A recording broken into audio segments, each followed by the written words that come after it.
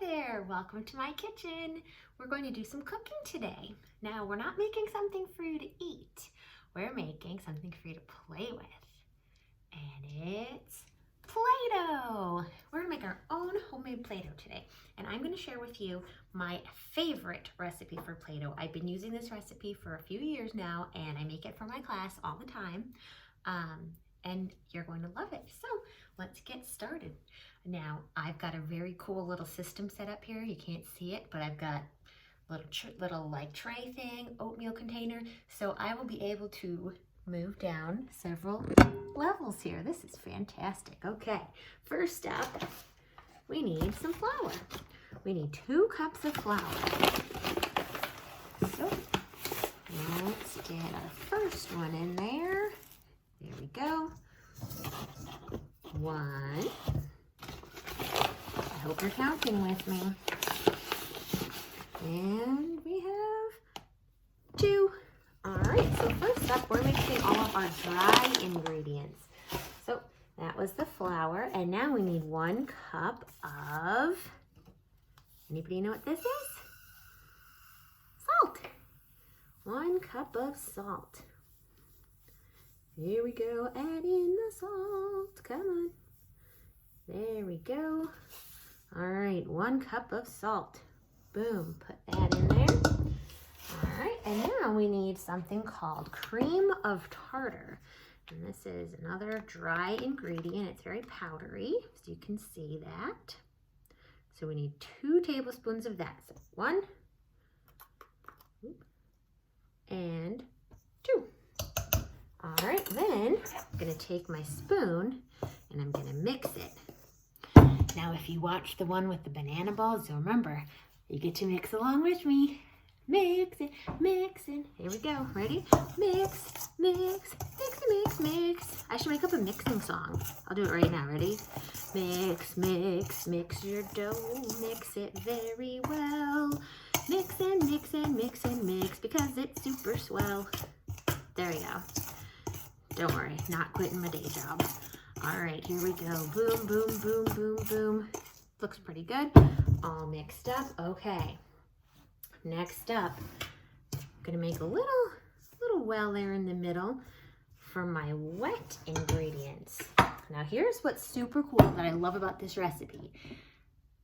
Olive oil. I think that's like the secret ingredient of this one, and it makes this Play-Doh like super smooth and awesome sauce, and yeah. So we're gonna add 2 tablespoons of olive oil, okay? 1, 2. Now kids, if you are gonna help make this, you, I'm sure, would be great at pouring in ingredients, and I'm sure that you would be great at stirring. Now the next part, it's an adult's job to do. We have to add 2 cups of boiling water.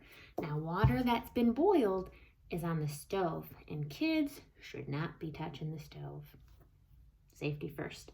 So while I was getting ready, I started my water boiling. So I'm going to, actually it's not quite boiling yet, so we're gonna wait a second because it was about to boil. Actually, I think I hear it getting ready to boil now.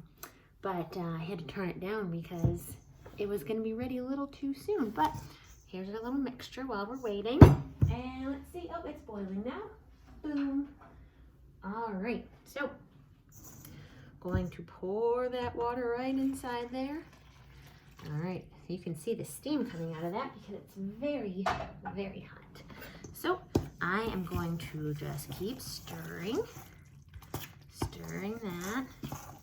Now, after a while, this starts to become very thick, and you can't use the spoon too much anymore. Because after a while, to really mix it well, you'll want to use your hands. But like I said, it's going to be very hot because of the boiling water. So you do want to let it cool off a little bit. It's not too bad usually. See, right now it's starting to get really thick. And it's getting really stuck on my spoon, as you can see. So I'm just gonna keep on mixing this. Now I'm also gonna make a couple other videos where I show you some other things that you can do with Play-Doh besides the obvious thing of playing with Play-Doh. All right, so now's the part where I'm going to get a little messy because my spoon is not working out so well anymore. So I'm gonna push my sleeves up even more than they were. Oh, and another fun thing, if you want to change up your Play-Doh a bit, you can add food coloring. I usually use a gel food coloring, and you can make it whatever color you want. You can also divide your Play-Doh into like 2 piles maybe, make 2 different colors of Play-Doh, or make 3 different colors of Play-Doh, whatever you want to do, or just 1 solid color of Play-Doh. That works too, it's up to you. And I like to mix it up depending what time of year it is. Like in the winter, I add a packet of hot chocolate mix. And then it's hot chocolate Play-Doh. That was like my kid's favorite one this school year. What else have I done? Oh, I've added mint extract to make like Shamrock Shake Play-Doh, or I've added peppermint extract to make peppermint Play-Doh. So there's also ones when you can add Kool-Aid and make maybe like an orange one, or you know, whatever you want. So you can get creative and mix it up and make whatever Play-Doh you want. All right, so now I'm gonna scrape that off, and I think I'm going to move this down 1 more level. Whoop. Okay, look at this.